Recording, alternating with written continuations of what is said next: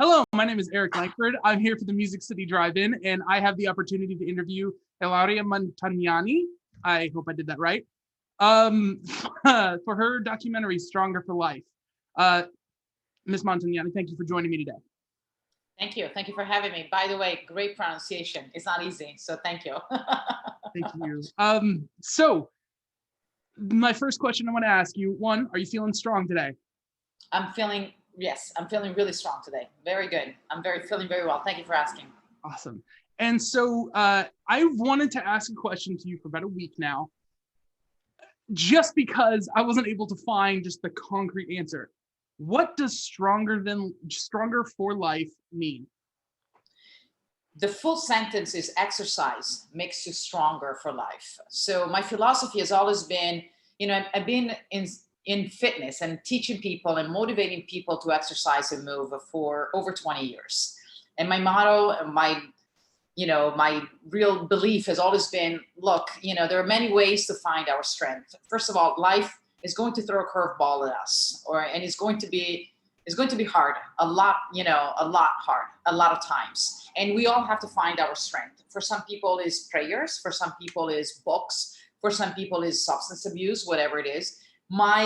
It's always been exercise. And I've always, told that people. So the title of the movie, Stronger for Life, stands for exercise makes you stronger for life, which is one of the theme of the movie, basically.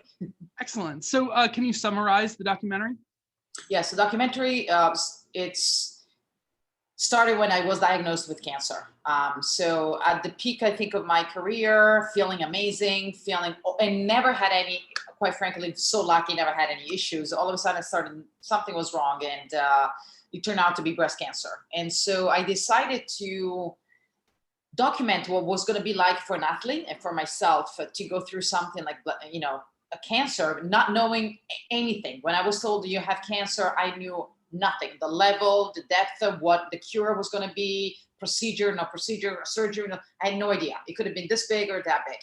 And again, having told my community for years and years and years, look, exercise is going to make you stronger. You have to find your strength. This is one of the way. I felt that I needed to be accountable to all of these people and kind of like really show, is it really going to be the truth? And now one thing is to tell people exercise is great, you have to exercise, and everything is great in my life. Now that something is really not good in my life and I have my own challenge, let me test myself and let me show you as I'm testing myself, how I'm going to react to this. So my challenge was cancer. My family challenge was cancer. It could be any challenge for everybody, but the document is around the cancer, basically. Having to face something where you exercise makes you stronger for life, and you had to carry that strength into something that for a period of time restricted you from being able to use exercise to power through the situation. And there's a few moments in the documentary where you have recommendations for different herbs and supplements, and everyone has their thing, on what works for cancer. So what are some of the big takeaways for you from that process? Like what, worked for you? What advice would you give to someone who might be stuck in the weeds of all that advice and, wanting to move through it? One of the things, the first I'll tell everybody, it's exercise doesn't discriminate. When I was diagnosed with cancer, I was like, what do you mean me? I am healthy, I don't smoke, I am vegetarian, I like exercise like a maniac, and I have been. I'm like the picture of health. So one is learning our lessons, cancer, but disease in general doesn't really, discriminate. It could be a car accident. But the great thing about it is that being healthy or having spent so much time exercising, my body, I think, reacted to the cure, to the operation, to the aftermath of everything, probably, stronger than if I had never done anything. So there's always advantages, even if there is on the outside of that. On the inside, martial arts, not just exercise in itself, has always taught me to just like, you got to push through, and, it's going to be hard and you're going to be knocked down for sure, especially martial arts, a lot, and it's going to hurt, but you're going to get up and you're going to keep going. And that mentality, stays. And that's one of the reasons why I always tell people, and the exercise that I do is pretty extreme or pretty demanding, because we've got to learn what it's like to be uncomfortable. We have to be okay with suffering.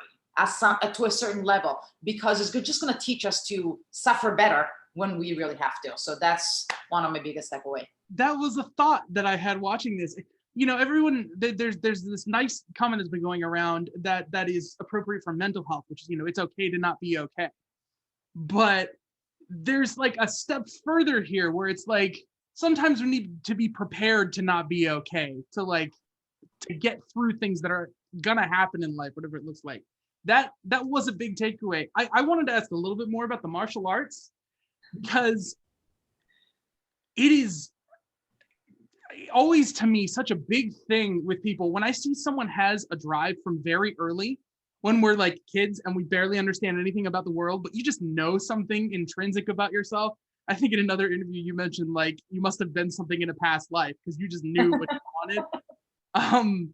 So I just wanted to ask about one specific little niche thing, the Bokeh. What makes the Bokeh stand out for your workouts? First of all, the Bokeh, for those of you that for those of them that don't know, it's a wood sword. So when I started training with a sword, first of all, I was not allowed to do any sword training until I was a black belt. So I think all my entire time doing karate, I was like, oh, I can't wait.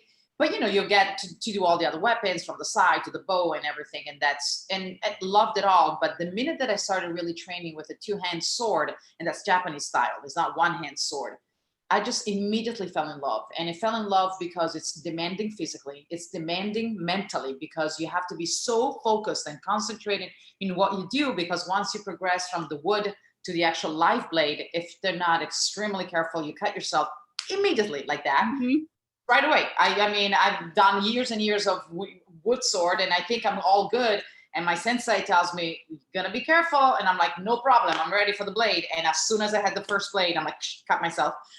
So it just teaches you a constant. It's true. It teaches you concentration and a focus, and just stay on your target so intensely. And I loved it.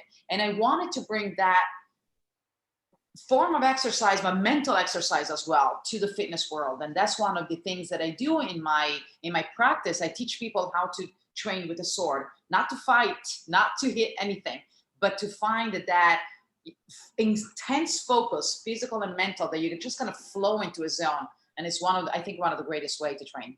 I like the idea that even for people who have a hard time getting started working out, that focus might be like the focus you need, but also the distraction you need to not think about like, oh, it's so hard getting started and doing all this.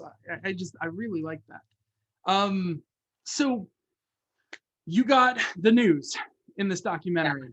Yeah. And one of the more inspiring things that I noticed is you had family, friend supports come out of the woodwork from like close and far away and all over. I mean, you're world renowned, right? As a fitness expert at this point. So they seemed ready to help. For one, how do you feel about that? And for two, what kind of brought this to you? What advice would you have for people in terms of networking and socializing and keeping people close who matter? To number one, I was overwhelmed by the love, the support, of my community. I mean, yes, I've taught for many, many years. Yes, I have DVDs and I've traveled, but you really don't realize how much people love you and how much people are there to be on your side and support you no matter what, till you go through something, pretty serious. And my friends or my community was there every step of the way. They donated so much, to the point that I was able to actually go through and actually document, everything and develop a movie out of this.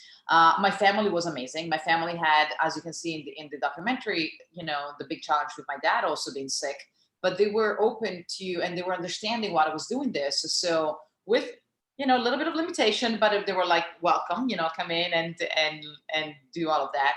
In terms of the second question, in terms of networking, I'm not that good, to tell the truth. I've never been that good with social media, even though I am what you say, in the public eye, or like I connect with people. I'm actually very much like, I shield. What you see is me with my microphone doing all of the things, but then it's like, close the curtain, right? Yeah. And this was a huge experience for me to document and have a camera follow me like this. I was actually terrified at the idea. I'm like, how am I going to, like you see all these things about the Kardashians or like reality TV. I'm like, what is it going to be? I'm not. And it was never that bad at all. It was very discreet. It was very doable. And, you know, it had this moment of ups and downs, obviously, but if you have the right people, if you surround with the people that understand you and the mission, Mhm. you're good to go.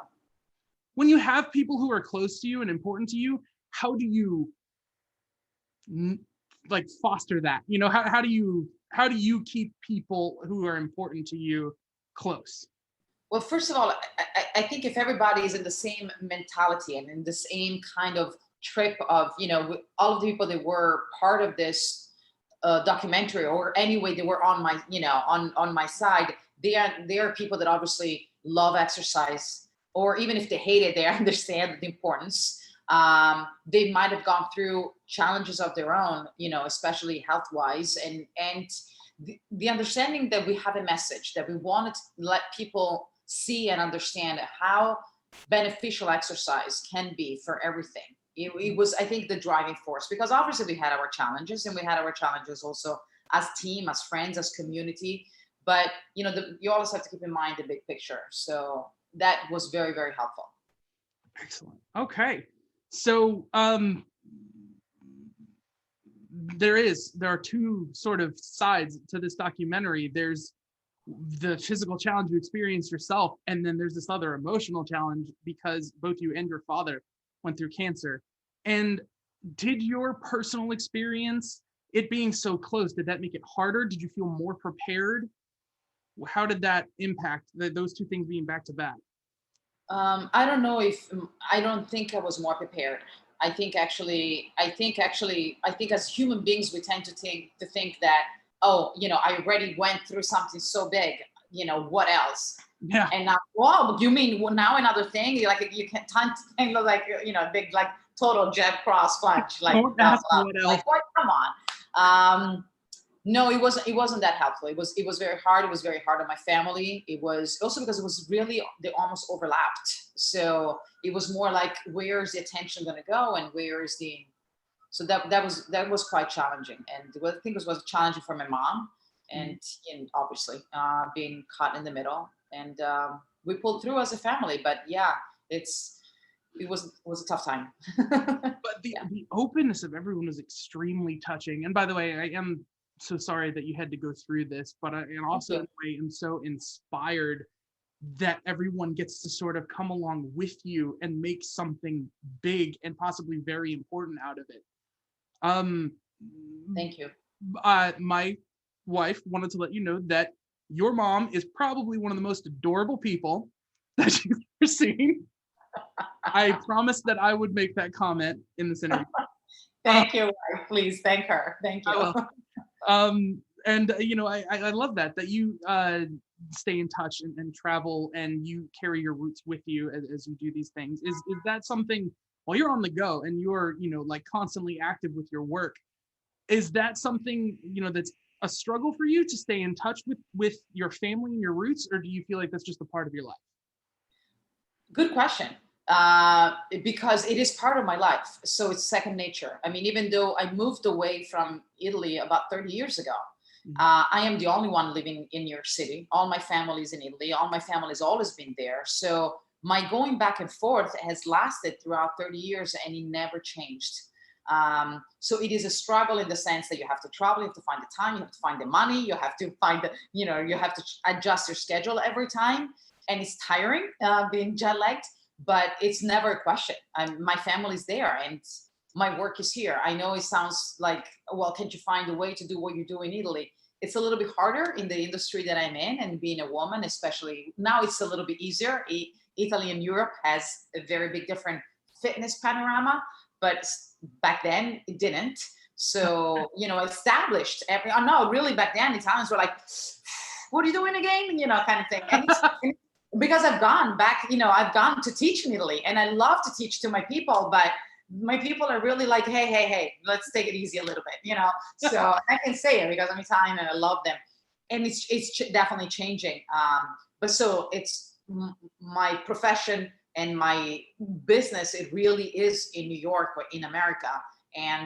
But I can never not go there. I just came back 2 weeks ago, and the longest that I have ever not been to see my mom or my family is because of the pandemic. That's the only reason. Otherwise, I'll find ways. Okay. Well, yeah. So I had another big question for you, just about this documentary as a whole. What is it like for you to have one of the probably biggest events in your life condensed into an hour and 15 minutes to revisit? Good question. That was not easy. And again, that we have two really great editors. Oh, yeah. One that is physically editing, and the other one that was the creative editor that really guided us through a little bit. And when it came to the sitting down and chopping things out, I'm like, I was like, I have to be silent, even though this is my movie, and technically I'm quote unquote whatever you can call it, director, but not really, because I want to respect everybody's opinion. This has always been a team effort, and it should be a team effort. And there were times that I really knew that I needed to shut up, and they made this decision. So with someone with an admirable amount of humility, you would avoid using the word hero, but I'm going to use the word hero for a second, just because of the Jungian archetypal Campbell hero's journey myth. Because the significant thing to me about this and the way that it was edited is this really does tell a real life story of a person who comes from a natural world, is faced with an unnatural challenge, does what they need to overcome it, suffers losses, engages with new and unfamiliar things, and goes through a sort of rebirth. It really does live out the sort of myth that people use to write things like Star Wars and all these things. I mean, so I'm not going to be like, it's a hero in the sense that you're comparing it to something, but that is a mythological definition. And that, yeah, what makes it so, I mean, I'm just going to say, like, one of my favorite things is a combination of shots where you've got a bokeh on your back, you're strapping your headband in, and you're ready to go exercise. It's fantastic. So the big thing, when other viewers are watching this, what are you hoping they will learn or ultimately take away from this story? Well, one, obviously, is the importance of exercise. And I would hope that if everybody changes a little bit the lifestyle and includes a little bit more, if for exercise, I mean, it's anything. Yes, mine is at the gym and done a certain way, but it doesn't matter. It could be hiking in nature. It could be swimming. It could be going out dancing. Whatever that is that gets you moving. I think we've lost in the 200, this century, 2000 especially, we've lost the understanding how important it is to move. We're human, and we're meant to move, and we do nothing. We have the electric toothbrush to do everything.